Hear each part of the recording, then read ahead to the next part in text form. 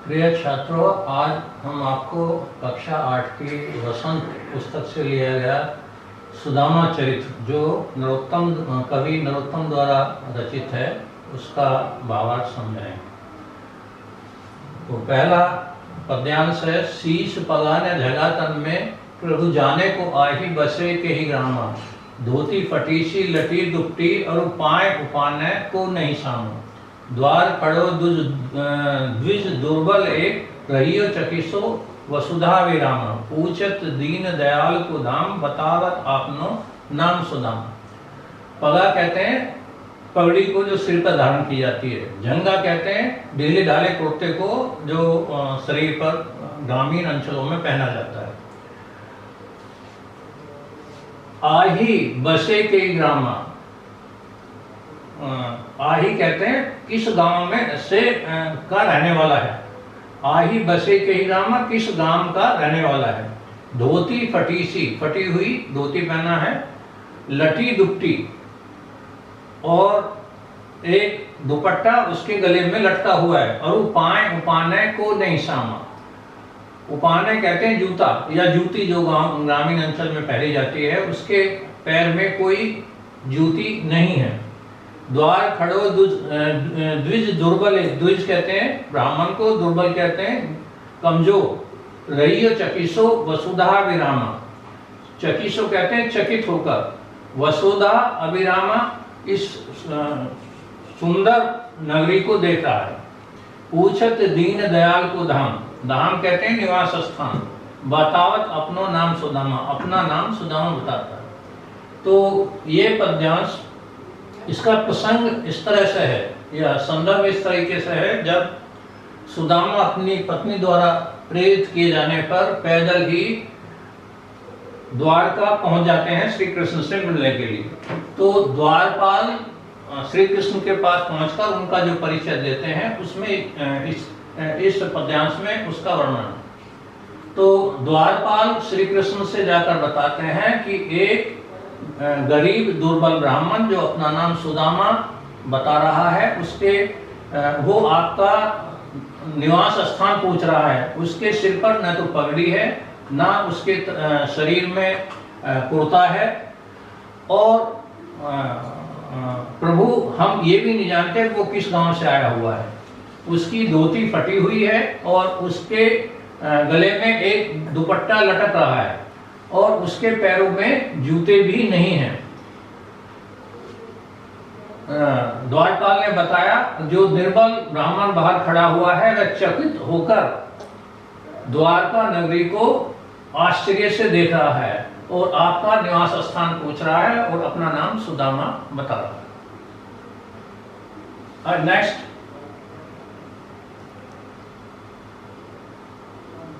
ऐसे दूसरा पद्यांश का संदर्भ ये है, जब श्री कृष्ण को द्वारपाल जाकर बताते हैं कि बाहर एक दुर्बल ब्राह्मण खड़ा हुआ है। तो श्री कृष्ण दौड़कर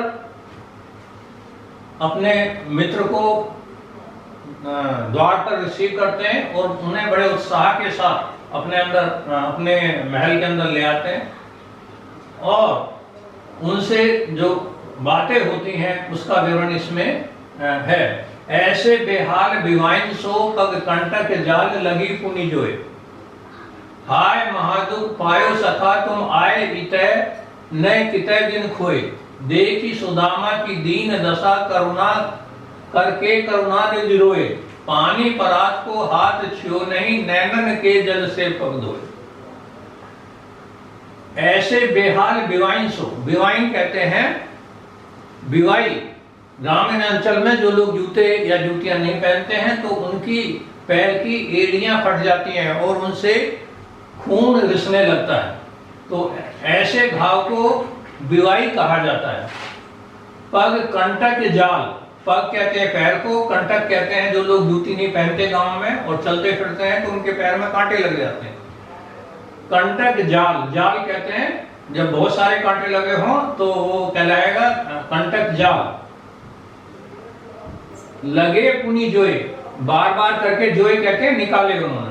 हाय महादुख पायो सखा, आश्चर्य के साथ दुखी होकर श्री कृष्ण कहते हैं, हे मित्र तुमने बड़ा दुख पाया है, तुम आए इतने कितने दिन खोए, तुम इतने दिन तुमने कहाँ बर्बाद कर दिए, तुम मेरे पास यहाँ क्यों नहीं आए।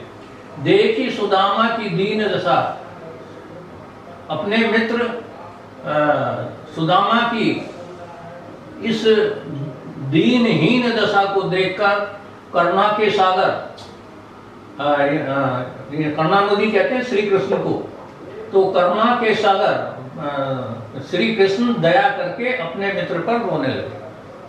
पानी परात को हाथ छुओ नहीं। परात एक ग्रामीण अंचल में इस्तेमाल किए जाने वाला पीतल का बर्तन होता है जो चौड़ा और गहरा होता है, जिसको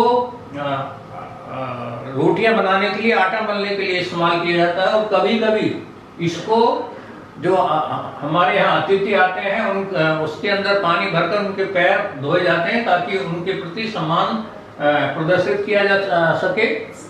तो ऐसे बर्तन को कहते हैं परात। नैनन के जल से पग धोए। नैनन कहते हैं नेत्रों, नेत्र को नैनन के जल, मीन्स आंसुओं से उनके पैर धोए। तो भावार्थ ये हुआ, ऐसे बेहाल विवाइन सो पग कंटक जाल लगे पुनि जोए। जब श्री कृष्ण उन्हें अपने महल के अंदर ले जाते हैं तो अपने मित्र की बेहाल दशा को देखकर ऐसे बेहाल विवाइन सो, उनके पैर में चूंकि जूतियां नहीं थी तो गांव में जब चलते हैं तो कांटे लग जाते हैं, उनके पैरों में कांटे का जाल लगा हुआ था। उस जाल को श्री कृष्ण ने अपने हाथों से निकाला। सुई इस्तेमाल करते थे कांटे निकालने के लिए, तो सुई से उनके पैरों के कांटे के अंदर जो कांटे का जो जाल बना हुआ था उनके कांटों को बीन बीन कर निकाला। तो हाय महादुख पायो सका, उनकी इस दशा को देखकर श्री कृष्ण बोले, हे मित्र तुमने बहुत दुख पाया है, तुमने इतने दिन क्यों बर्बाद कर दिए, तुम पहले मेरे पास क्यों नहीं आए।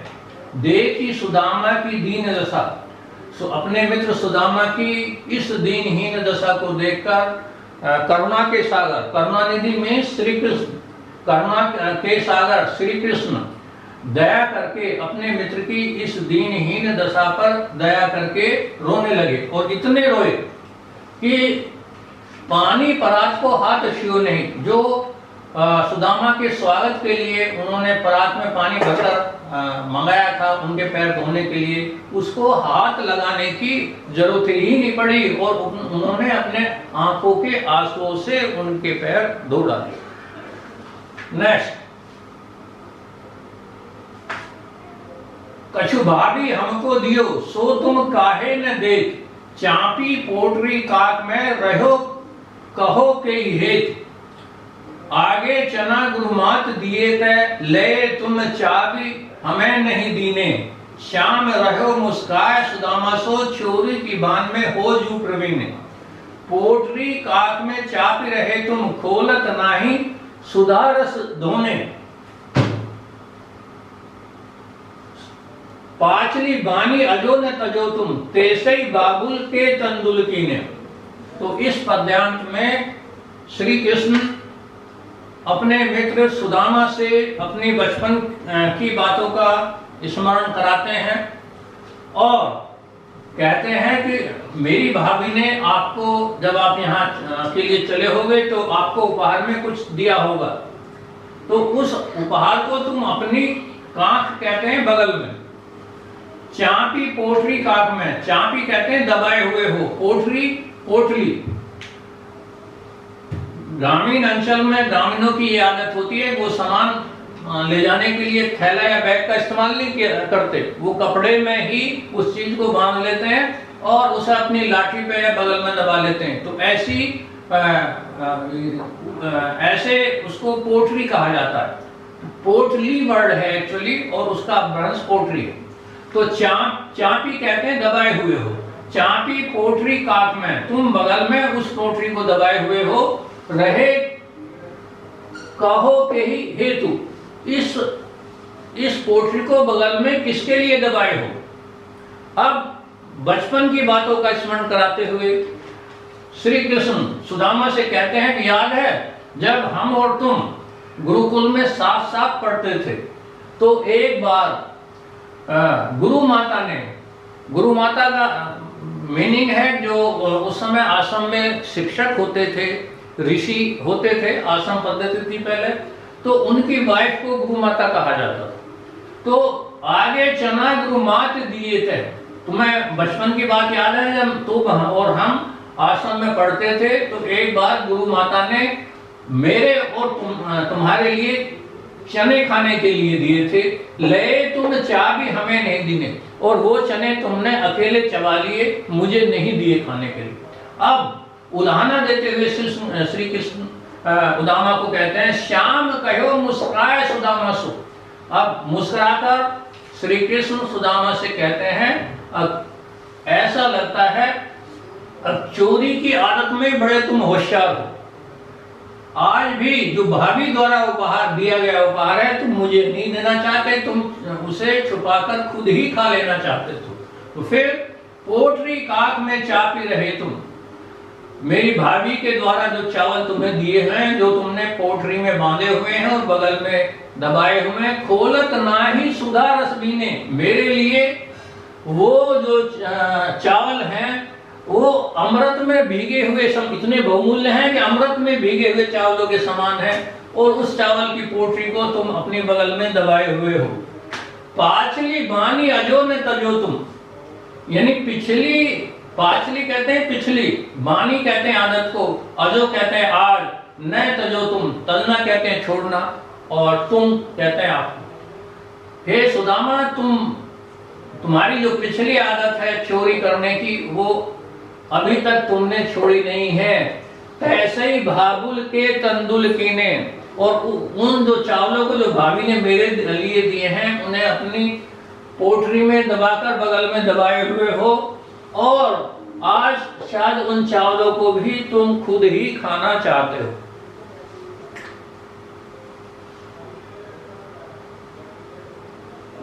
यह पद्यांत का प्रसंग इस तरीके से है, जब ये सब सुदामा का सत्कार आदर करने के बाद और बचपन की बातें करने के बाद जब विदाई करते हैं श्री कृष्ण सुदामा की, तो विदाई में वो उन्हें कुछ आर्थिक सहायता नहीं करते, यानी पैसे की मदद नहीं करते, जिसकी आशा में उनकी पत्नी ने उन्हें वृंदावन भेजा था। तो अब जब विदा हो जाते हैं वो, तो रास्ते में उनके मन में क्या क्या विचार उठते हैं, उन विचारों का वर्णन इस पद्यांश में किया गया। वह पुलकनी, वह उठी मिलनी, वह आदर की बात, वह पटवानी गोपाल की कछु न जानी जात। पुलकनी कहते हैं उत्साह उमंग के साथ। तो अब सुदामा अपने मन में सोच रहे हैं कि वह पुलकनी, यानी वह उमंग और उत्साह के साथ उन्होंने जो मेरा स्वागत किया, दौड़ के द्वार पर आए, मुझे अपने अंदर ले गए, मेरे पैर धोए, मेरे पैरों के कांटे निकाले, बचपन की बातें करें और अपने संग सिंहासन पे बैठाया, तो वह उठी मिलने और उठ के मुझे अपने गले लगाना, वह आदर की बात, और इतना सब जो आदर की मेरी बात करें वो मेरी समझ से बाहर है। वह पटवानी गोपाल की, चूंकि उन्होंने तो मुझे खाली खाली विदा कर दिया, मेरी कोई आर्थिक मदद नहीं की जिसकी आशा में मेरी पत्नी ने मुझे यहाँ भेजा था। कछु न जानो जा, तो मेरी कुछ बात समझ में नहीं आ रही है कि ये सब हुआ कैसे। अब आगे उनके जैसे जैसे वो चलते जा रहे हैं तो उनके मन में क्या विचार आते जा रहे हैं और बुदबुदा रहे हैं वो मनी मन अपने मन में। घर घर कर ओढ़त फिरे तनक दही के काश, अपनी बचपन की बातों को याद करते हुए सुदामा अपने मन में ताना बाना बोल रहे हैं कि ये श्री कृष्ण तो वही है जो थोड़े से मक्खन के लिए घर घर जाकर मेरे साथ मक्खन चुराता था। कहा भयो जो अब भयो हरि को राज समान। ये इसे अभिमान हो गया है राजा होने का। कहा भयो जो अब भयो, वो श्री कृष्ण नहीं रहाए जो मेरे साथ मक्खन चुराया करता था। कहा भयो जो अब भयो, उस समय क्या बात थी, मेरे साथ मक्खन चुराने घर घर जाता था थोड़ा सा मक्खन, और अब ये चूंकि राजा हो गया है मथुरा का तो इसे अभिमान हो गया है। कहा भयो जो अब भयो हरि को राज समान, श्री कृष्ण को राजा बनने का अभिमान हो गया है और इसने मेरी आर्थिक मदद नहीं करी। हो आवत नहीं हो तो वाही पठियो ठेल। अब अगला विचार उनके मन में क्या आता है, हो आवत नहीं हो तो। सुदामा अपने मन में सोच रहे हैं कि मैं तो पहले ही नहीं आना चाहता था इसके पास, क्योंकि मुझे पता था अब श्री कृष्ण राजा बन गए, द्वारका का अभिमानी हो गया होगा, मुझे कहाँ पहचानेगा। वो तो मेरी पत्नी ने जबरदस्ती मुझे भेज दिया। तो उसी चीज का उनके मन में विचार आता है और ये सोचते हुए वो जा रहे हैं। हो आवत नाही हो तो, मैं तो यहाँ आना ही नहीं चाहता था, क्योंकि मुझे पता था अब श्री कृष्ण मुझे पहचानने का नहीं है, वो तो अब राजा हो गया। बचपन की बात दूसरा है कि वो मेरे साथ खेलता था और थोड़ा सा मक्खन चुराने के लिए हम मथुरा में घरों में जाया करते थे। वाही पठियो ठेल। अब अपनी पत्नी पे वो गुस्सा हो रहे हैं। मैं तो आना ही नहीं चाहता था क्योंकि मुझे पता था अब उसे अभिमान हो गया है राजा बनने का, मुझे नहीं पहचानेगा। ये तो मेरी पत्नी ने ही मुझे ठेल के जबरदस्ती द्वारका भेजा। वाही कहते हैं उसी ने, पठियो ठेल, उसी ने पढ़ा के मुझे जबरदस्ती घर से निकाल दिया। ठेल कहते हैं जबरदस्ती, यदि आप किसी की इच्छा के विरुद्ध कहीं भेजेंगे तो दैट इज कॉल्ड ठेल। अब कही हो समझाए के, तो घर जाके अपनी पत्नी से वो क्या कहेंगे, ये चीज उनके मन में आती है और वो कहते हैं अब मैं अपनी पत्नी को घर जाके समझाऊंगा, अब मेरे दोस्त ने देख मुझे बहुत सारा धन दिया है, ले तू इसे संभाल कर रख। नेक्स्ट, वैसो ही राज समाज मने गजबाजी धनी मन संभ्रम छायो, कैंधो परियो कहू मार्ग भूल के फेरी के मैं अब द्वारका आयो, भौन बिलो किबे को मन लोचत, सोचत ही सब गांव मझायो, पूछत पांडे फिरे सब सो, अब झोपड़ी को कहू खोज न पायो। ये सोचते सोचते सुदामा, इसका संदर्भ इस प्रकार से है, सुदामा जब ये मन में सोचते जा रहे हैं तो ये सोचते सोचते वो अपने गांव पहुंच जाते हैं। तो गांव पहुंच के क्या देखते हैं, वहां गांव में पुरानी जैसी स्थिति तो कुछ रही नहीं। वैसो ही राज समाज बने, जैसा गज बाजी घने मन संभ्रम छायो। तो गांव में पहुंच के वो क्या देखते हैं, जिस तरह के ऊंचे ऊंचे मकान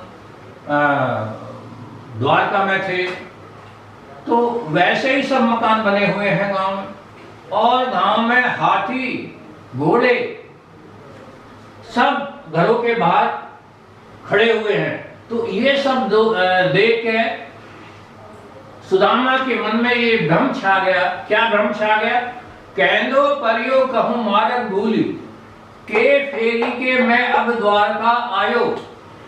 कहीं ऐसा तो नहीं है कि मैं रास्ता भूलकर दोबारा से द्वारका वापस आ गया हूं।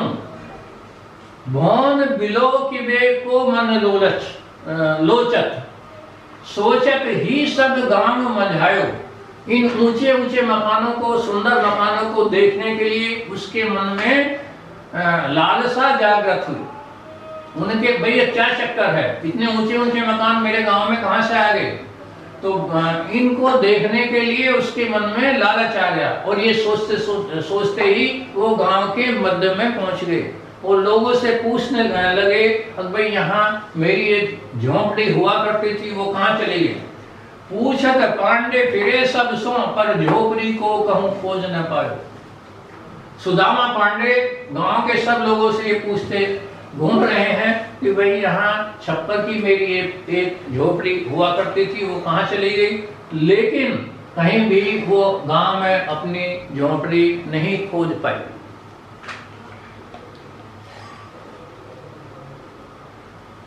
नेक्स्ट पद्यांश, अगले पद्यांश में कविता का सारांश है और कवि जो इस कविता के माध्यम से संदेश देना चाहता है उसका वर्णन। कह वह टूटी सी छानी हटी, कह कंचन के अब धाम सुहावत, कह पग में पनहीन हती, कह ले गज राज उठाड़े महावत, भूमि कठोर पर रात कटे, कह कोमल सहज पे नींद न आवत, के जुड़तो नहीं कोंदो समा, प्रभु के प्रताप तैं दाख न भाव। तो संदर्भ उस समय का है जब सुदामा अपने गांव में पहुंच जाते हैं और उन्हें ये पता चल जाता है कि ये इस गांव की स्थिति जो श्री कृष्ण ने बदल दी है। हर गांववासी का मकान पक्का हो गया है, सोने का हो गया है, द्वार पे उनके हाथी महावत के साथ खड़े हुए हैं और घोड़े बंधे हुए हैं। तो अब उनकी मन स्थिति क्या होती है प्रभु को याद करके। तो कह वह टूटी सी छानी हती, कहाँ तो मेरी जो घास की बनी हुई टूटी झोंपड़ी थी, कह कंचन के अब धाम सुहावत, और कहाँ ये सोने का जो महल है ये भी मुझे अच्छा नहीं लगता। कह पग में पनहीन हती, जब मैं गरीब था तो मेरे पैरों में जूती नहीं होती थी। कह ले गज जहू ठाड़े महावत, और कहाँ अब मेरे दरवाजे के बाहर महावत हाथी के साथ खड़े हुए हैं और मुझे कहीं पैदल चलने की आवश्यकता नहीं है। जहां भी कहीं जाना हो तो मेरे लिए हाथी की सवारी उपलब्ध है, मुझे पैदल चलने की आवश्यकता नहीं है। भूमि कठोर पे रात कटे, कहे कोमल सेज पे नींद न आवत। तो धनवान बनने से पहले, मेरी इस स्थिति से पहले मैं कठोर भूमि पे अपनी रात काटता था, और कहाँ अब प्रभु की कृपा से मेरे पास सोने का महल है और सभी सुविधाएं हैं मेरे पास। पलंग है, पलंग पे कोमल गद्दे हैं, तो उन कोमल गद्दों पे भी मुझे नींद नहीं आती। क्यों नहीं आती? नेक्स्ट लाइन में, अंतिम पंक्ति में उसी चीज का वर्णन। कह जुड़तो नहीं कोंदो समा, जुड़तो कहते हैं जुगत, एक वर्ड होता है, व्यवस्था होना, व्यवस्था करना, जुगत अरेंजमेंट होना। कह जुड़तो नहीं कोंदो समा, प्रभु के प्रताप से दात न बहत, यानी प्रभु की कृपा हुई मेरे ऊपर। मेरे मित्र श्री कृष्ण ने मुझ पे कृपा करके मेरे लिए सोने का महल उपलब्ध करा दिया, खाने पीने की सब व्यवस्था है।